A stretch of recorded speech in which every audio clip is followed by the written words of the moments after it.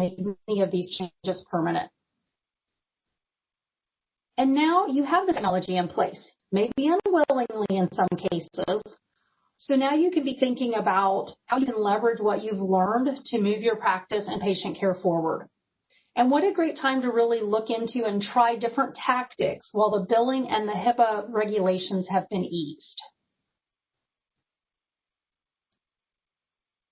Now, let's talk about the changes that could impact your ability to deliver telehealth.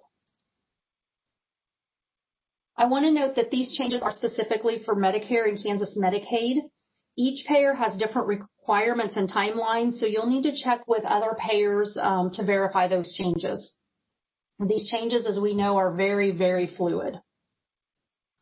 So for the first time ever, telehealth can be provided outside of rural areas. So urban areas that have a concern for patient safety may be related to disease transmission on a bus or public transportation now have the ability to deliver telehealth for the first time. Telehealth services now can be provided in any setting, including the patient's home. And this is really new. In the past, a member had to be in the provider's office for a telehealth visit to occur with another provider. At this point in time during the public health emergency, rural health clinics and federally qualified health centers can provide and bill for telehealth services. They previously could only serve as the originating site, which is the site the patient was at. Now they actually can serve as the distant site and actually deliver the telehealth. Another change that's been made is providers can deliver telehealth services to new patients as well as established patients. Previously, you had to have an established relationship with a patient to provide services via telehealth. And Medicare has relaxed the HIPAA enforcement. So this allows providers working with Medicare patients to deliver care via popular apps such as Zoom, Skype, Apple FaceTime, Facebook Messenger, Google Hangouts, some of those. Medicaid does not allow for the delivery of telehealth via non-HIPAA compliant platforms. However, many of these telehealth services, as we'll find out later, can be delivered via telephone, and that does not fall under the HIPAA regulations.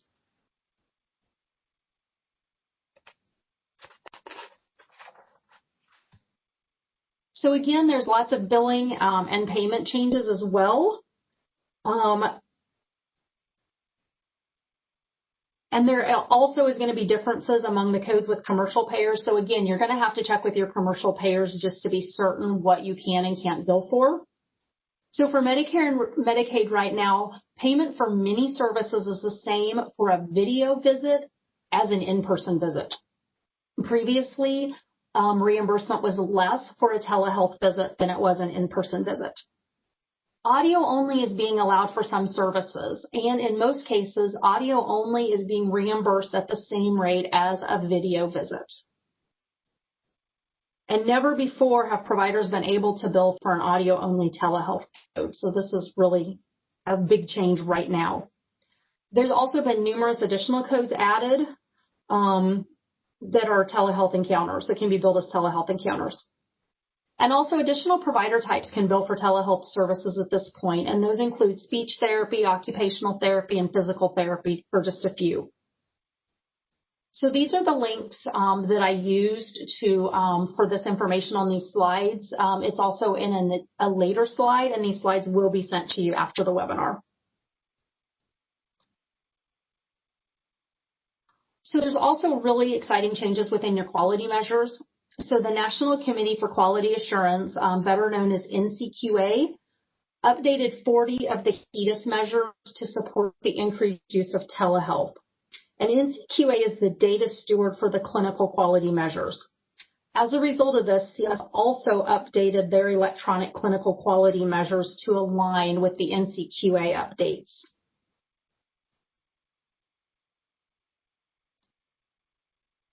Now, let's talk about how this is important to your practice, especially now as many of your visits have transitioned back to primarily in person. So now is a great time to implement billing for transitions of care or to start offering annual wellness visits or welcome to Medicare visits, and also to add advanced care planning to those visits. This can boost your practice revenue and help make up for some of that revenue that you lost earlier this year. And for thinking about a patient who's been discharged from the hospital, it's very often hard for them to get to the clinic to fulfill that transitions of care visit. So now you have the option under Medicare to do that transitions of care visit via telehealth. It is important to note that the transitions of care visit, though, cannot be delivered via audio only. It does have to be a video. You'll notice that many of these types of office visits that are now able to be delivered via telehealth do have associated quality measures with them, such as screening, monitoring of blood pressure, etc. And I also want you to note that all of these codes were actually existing codes, so you could always deliver these via telehealth.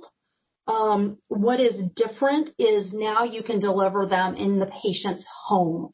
Previously, again, a patient had to be in a provider's office in order for telehealth to be billed. Now you can deliver these visits to the patients in their own home.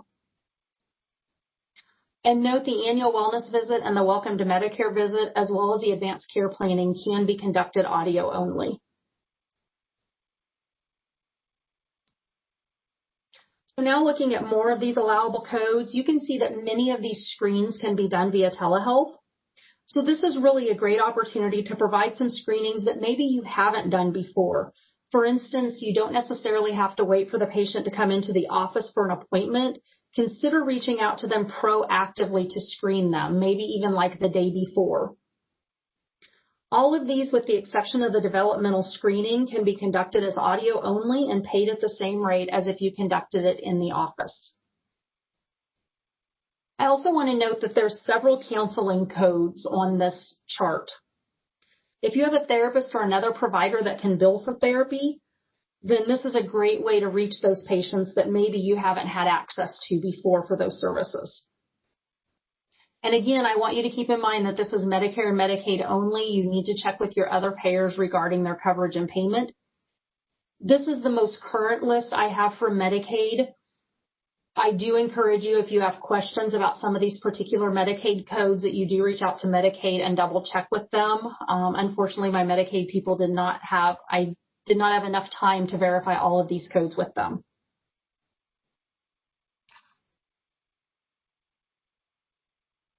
I do want to also talk about a virtual check-in.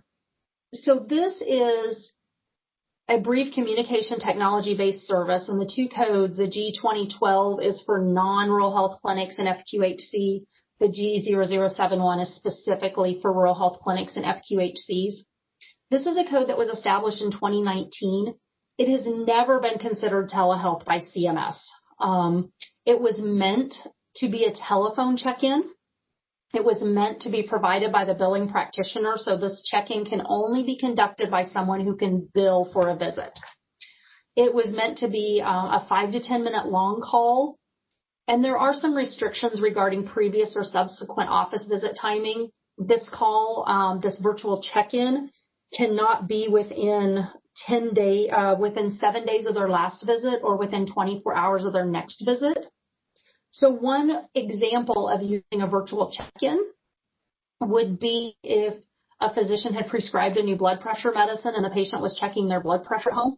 That physician could call the patient maybe 10 days later and have the patient give them their blood pressures, and then they can bill for that virtual check-in.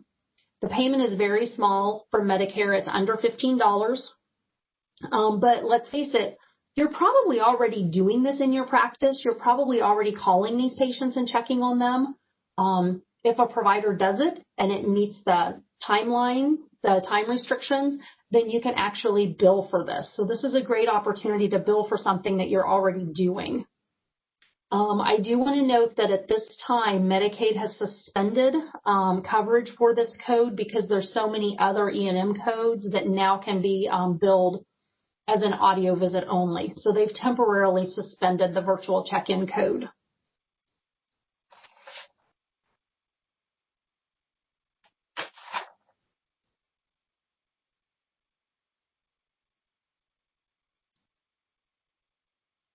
All right. So as you think about how to leverage telehealth moving forward, let's look at the advantages both for your patients and for your practice. So for your patients, the convenience of a telehealth visit just cannot be understated. It's great for working people. Instead of taking off work and traveling to the physician's office, they can just go on break and go to a private area. Or if they're working from home, like many of us, they can just log off their work computer for a few minutes, log on to their home computer or their phone or their iPad and conduct that telehealth visit with their provider. It saves travel time. So think about those patients that have to travel an hour for a physician's visit. You know, there's an opportunity there for them not to have to travel. When you think about improved access and safety, this really makes me think about that elderly person that has a lot of chronic conditions that's really fearful of getting out of their house right now because of safety concerns. That allows you to still see them and still have a visit with them without them having to leave their home. Many of these patients have caregivers or family members that have technology that they can use for these visits, even if the patient themselves doesn't have the technology. And then also this really opens the door for people to receive behavioral health counseling. There's many patients that don't seek counseling because they don't want other people to know they're going to the counselor, and they may see their car in front of the counselor's office. This allows them to receive counseling in the privacy of their own home. So that really opens the door to a lot of patients who haven't had that opportunity before. Now let's think about your practice and the advantages telehealth can give your practice. The first is a decreased no-show rate. We've heard from practices that converted to telehealth that they had many fewer no-shows because the patient couldn't, their car breaking down now wasn't a reason not to come to the office.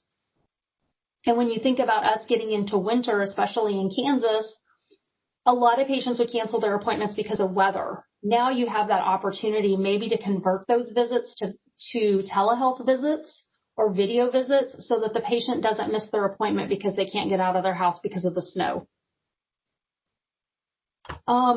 Improved efficiency. And I know some of you are looking at this going, I don't know what you're talking about. Think about the fact that right now, how much longer it's taking you guys to turn over an exam room. You have extra infection control procedures going on and making extra sure that that room is deep cleaned between patients very often. So you don't have to do that with your telehealth encounters. You don't have to turn over a room. So that gives you the ability to maybe see more patients via telehealth than you would if they were coming into the office. You can now see the patient's living environment. So how often do we get to see into a patient's environment and know kind of what their environment is like around them? We know that social determinants of healthcare happen outside the office. So we get to glimpse into where they're living and how they're living, and that gives us a much better picture of the patient.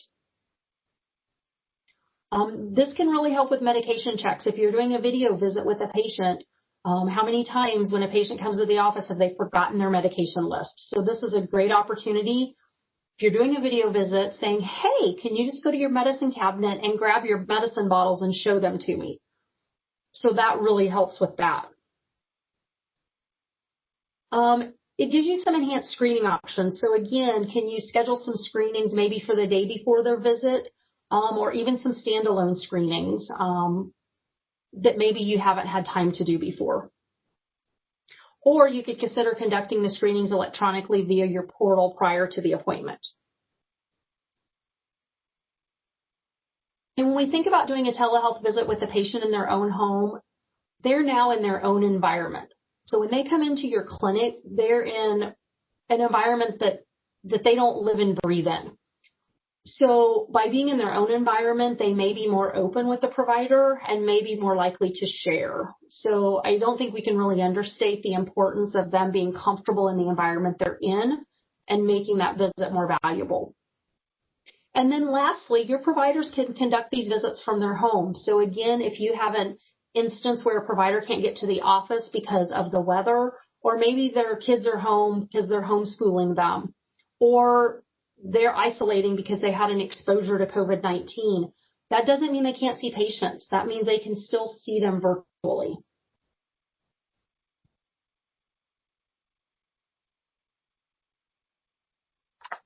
So this brings up common concerns. We hear these concerns all the time. The first one is really the ability to perform assessments. But when you think about how much of medical diagnosis is based on history and observation, it's very possible that most assessments can be done via video. It's definitely harder if it's an audio-only call. I totally understand that. There's also lots of smartphone apps out there that patients actually could have that could assist the provider in doing their assessments, such as otoscopes, heart monitors, things like that. And then when we think about collecting the vital signs, many patients have blood pressure cuffs at home. A lot of them have bought pulse oximeters. They're readily available now. And most patients have a thermometer and probably a scale. So there's essentially your vitals. Your respirations, if it's relevant to the visit and you're doing a video visit, you should be able to count respirations via video. So those are just some thoughts about that. Now, it's true, unless the patient has some really fancy equipment, you're not going to be able to listen to heart and lung tones. So there is definitely that limitation.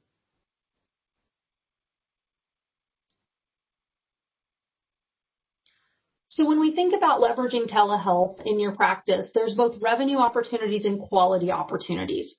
So let's talk about the new revenue opportunities first, and I've touched on these a little bit. The annual wellness visit and the welcome to Medicare visit is good to start doing if you're not already doing it. When you think about doing it via telehealth, it really is amenable to that because the bulk of the visit really is screening and goal setting, and that can be done mostly by staff that's not the billing provider. So that can be done by an RN or an MA as a prep for the portion of it that has to be done by the provider. If you choose to discuss advanced care planning during an annual wellness visit, you can bill separately for that as well. So that is kind of an add-on to an annual wellness visit, and the annual wellness visit is very amenable to a discussion of advanced care planning. Now, again, you can conduct this audio only and bill for it. However, I wouldn't recommend it. This is a very in-depth, almost interview with the patient, and I'm sure that the video component of it would make it much more valuable. You can do it. So just keep that in mind. If your practice chooses to, you can do it via audio only if that's the only way the patient can participate. The annual wellness and welcome to Medicare visits also a great way as the patient's talking about goals to really get them invested in their own health care. And then again, we talked about the new office visit. So you've never been able to do telehealth visits with a patient that wasn't already established with you. So this really allows you to market your practice to new patients, those patients that maybe don't want to come into an office right now, but need to establish care. So a telehealth visit would be a really great way to establish care with a new patient and a provider because that's not an acute visit necessarily.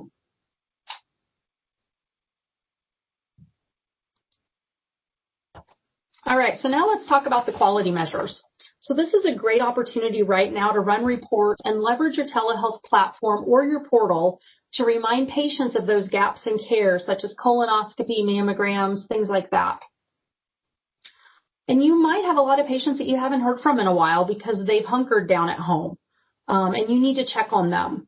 So as you're checking on them, this is a good time to do a PHQ-2 or a PHQ-9. As we know that many are struggling with depression right now related to social isolation.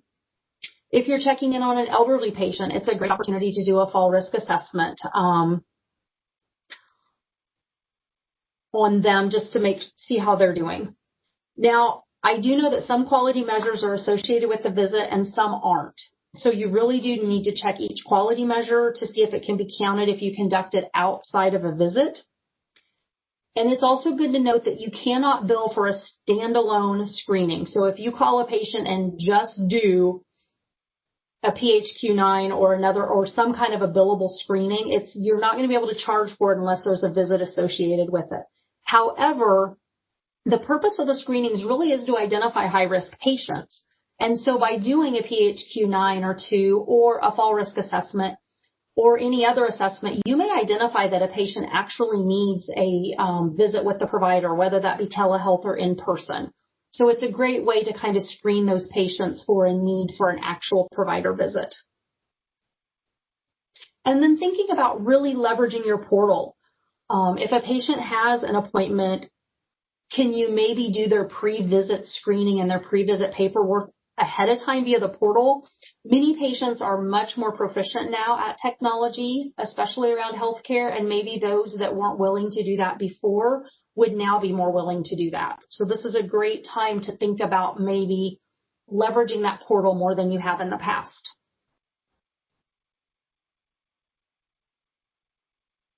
So now let's think about how to leverage telehealth beyond the office visit itself.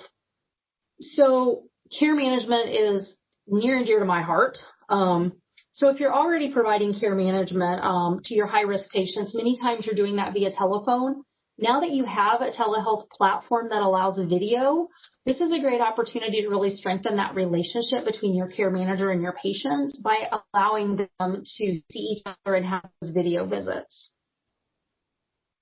Again, medication reconciliation, the ability to have, when you call a patient after, say, they've been in the hospital or they've been in the ED and they have new prescriptions, maybe you didn't receive a list of the new prescriptions they got. Now you can actually have the patient show you that pill bottle or maybe show you their discharge instructions so that you actually can see those.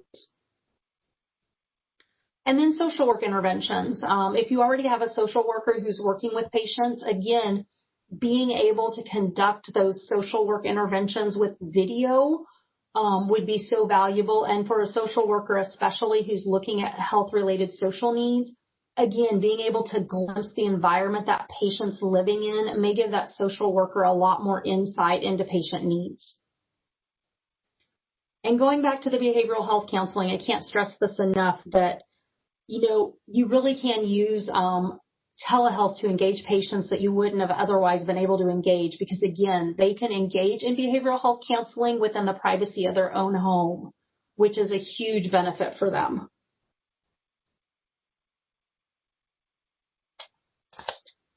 All right, so if you do decide to expand what you're doing with telehealth or just continue what you're doing but do it better, there's some steps that you need to consider.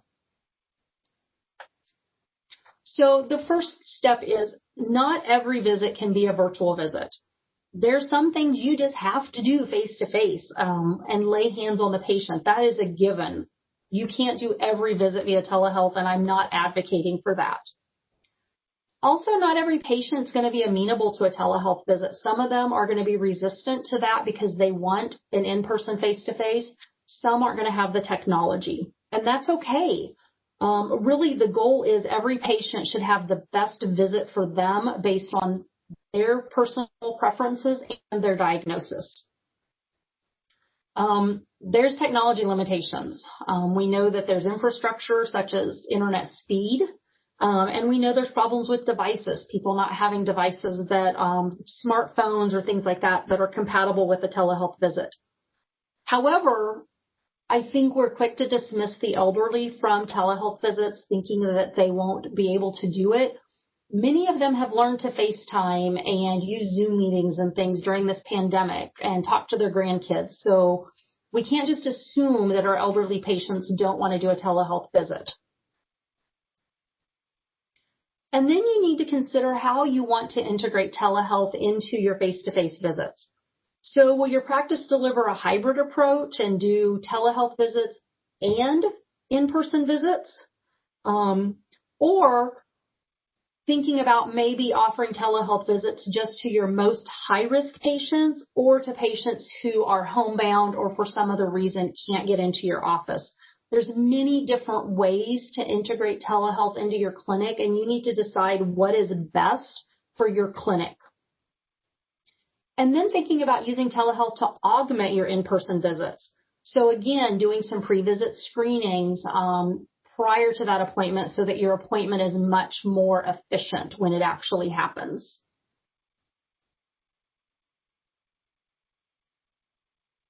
All right, so the platform you started using in March was likely a choice of convenience, not features. You basically used the platform you had to because you had to get telehealth visits off the ground in order to stay viable. However, that doesn't mean you have to stick to that platform because it just may not work for your practice long term. That's okay. You really should look at a platform and choose it based on your workflow. And then adapt the platform to your workflow. You shouldn't have to adapt your workflow to fit a telehealth platform. You really should be able to keep your workflow and integrate the telehealth platform into it. And depending on what you want to do with telehealth, you may not need an actual telehealth platform. You may be able to, in your practice, use a HIPAA-compliant video conferencing. So really be thinking about, you don't have to get something with lots of these bells and whistles. You may be able to just use maybe a HIPAA-compliant Zoom or something along those lines.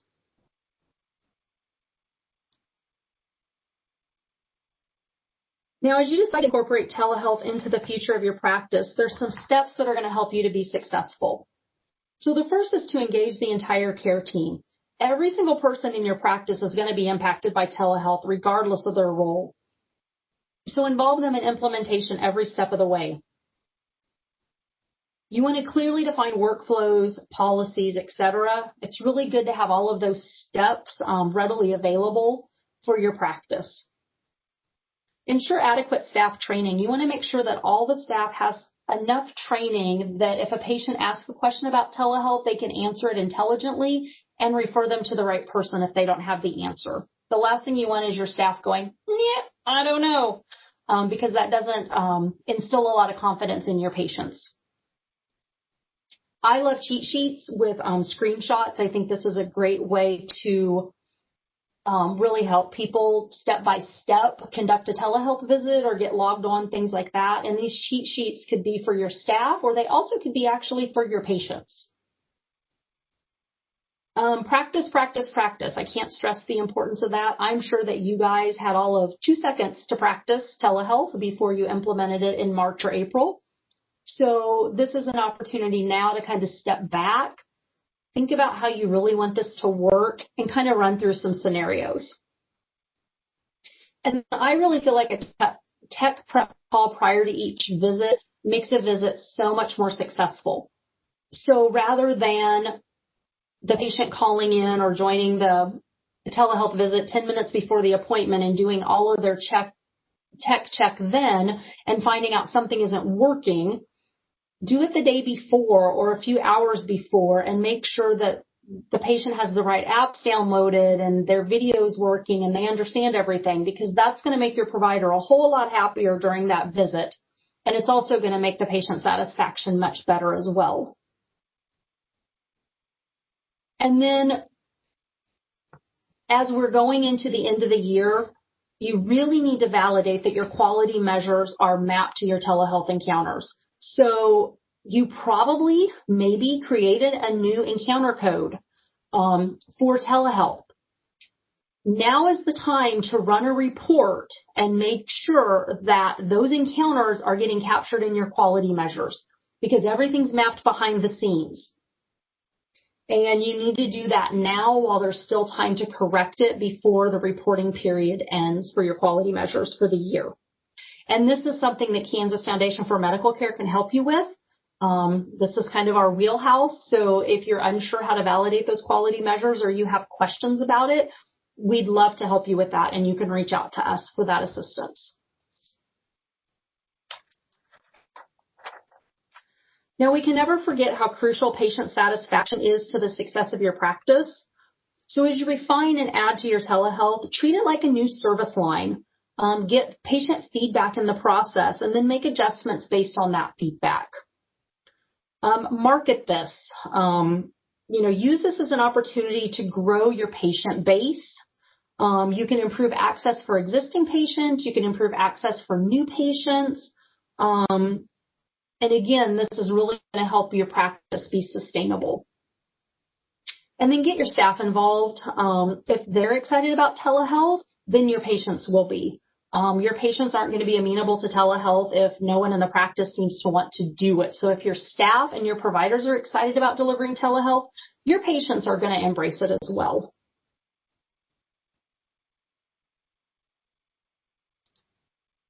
All right, so that concludes the presentation. I am going to see if we have any chat questions, or if anybody has any questions, you can either chat them in or you can come off of mute and ask a question.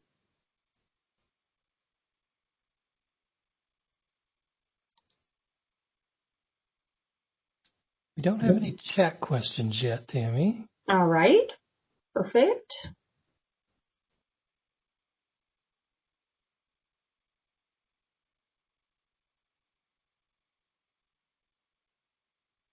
All right, well, we just have a couple more informational slides about KFMC. So if somebody thinks of a question, please be sure to type it in chat.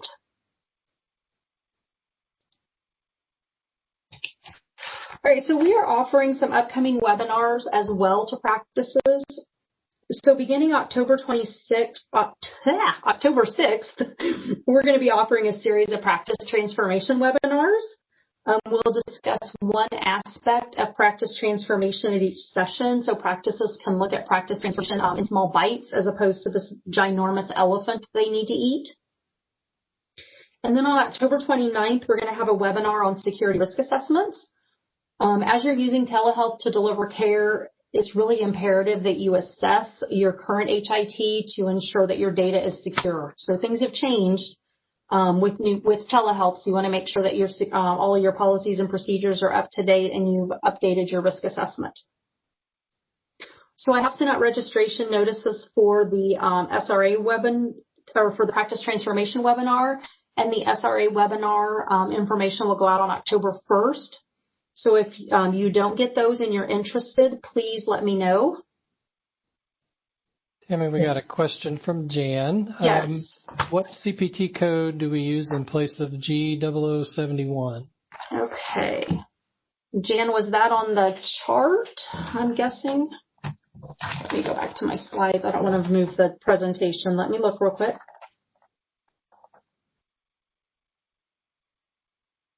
I believe that was the rural healthcare FQHC code. Yeah, I don't think Medicaid has I did not see that Medicaid had a CPT code related to that. So if you're wondering what CPT code to use for Medicaid, I would reach out to them and ask them if they have a code, and if it's payable right now. And Jan, if I find out anything different, I will let you know. What do we use for phone only for Medicare? Is it the same code? It is the same code, yes. So if you do a visit, if you do a visit phone only, you're using the same code right now, yes. There's not a distinction between the codes.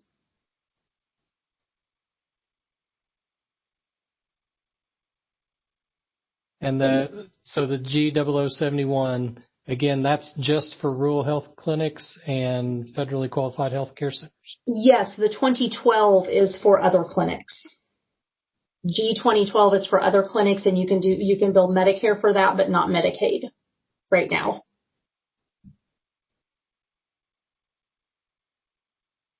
And if you're a rural health clinic or an FQHC, you can use G0071 for Medicare patients. This is Jan. Just to be clear, when we see a Medicare patient on, we visit with them, no video, just audio.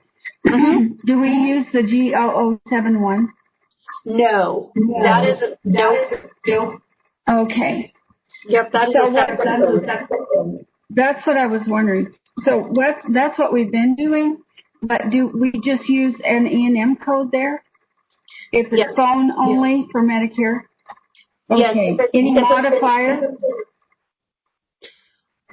They have information on the Medicaid website with the modifier information. Okay. And they went back and forth on that. And they what? I'm sorry?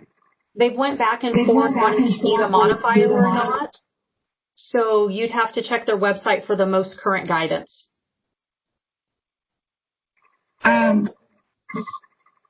That's on Medicare, right? Yes. Okay. Yes. And Medicaid phone only, we've been using just an E&M code. Is that correct? Yes. No modifier? Okay. Yes. All right. So if we have audio and video on Medicare, then we do an E&M code with the modifier 95. Is that correct? I believe so, yes. Okay.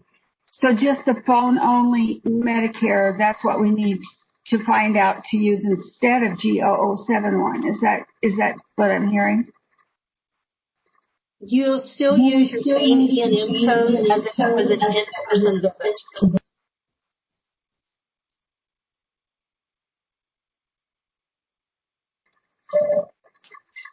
I will find you more information on that, Jan.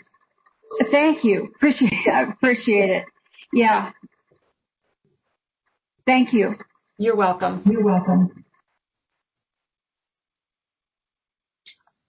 All right. So thank you for those questions. I appreciate that. We also want you to know that we're seeking practices to work with us on our practice transformation project. This is tailored support from KFMC consultants. We'll work with your practice on workflow and process analysis services. We can provide data analysis. We also have HIT consultation, and this involves, your quality measures, attestation, security risk assessment, all of that. This is free for eligible practices who meet certain Medicaid thresholds. So if you are interested in more information about that, you can visit us at our website, which is there, or email us at practices@kfmc.org. This is individual contact information for Gary and I, so you can also feel free to email either of us. This is the resources that I used for this webinar, and the Medicare Telehealth codes is one that Jan is a very good reference for your questions. And there also have other modifiers and things like that out there that you can look at. It sounds good. Thank you. And is that Rural Health Clinic? It has both. Both. Okay, great. Thank you. You bet. Can we get your slides at the end? Yes, be able to print them? Yes, I'll send them out. All right, thank you. You bet. There is also a really good video out there, the CMS telehealth guidance video. It's a really good video that explains the differences between the types of visits and what you can bill and what you can't. So I recommend you watch that. It's just a few minutes long, but it's super, super helpful. What's the name of that? Is it on YouTube or something? Or yes, it's you get the slides, if you click the link, it will take you right there. Okay, and it's the Medicare telehealth codes. Yes. Okay. All right. Thank you. You bet. All right. So we really want to make sure that we provide good events for practices. So we really would like your feedback. I will also the link is in the chat box if you would like to click the link and complete that survey now. Or I will also be emailing it to all the attendees today along with the slides, and you can complete it at a later time. So with that, I'd like to thank everyone for joining us today, and you all have a great rest of your day. You too. Thank you. Thanks, Jan. Bye. Bye.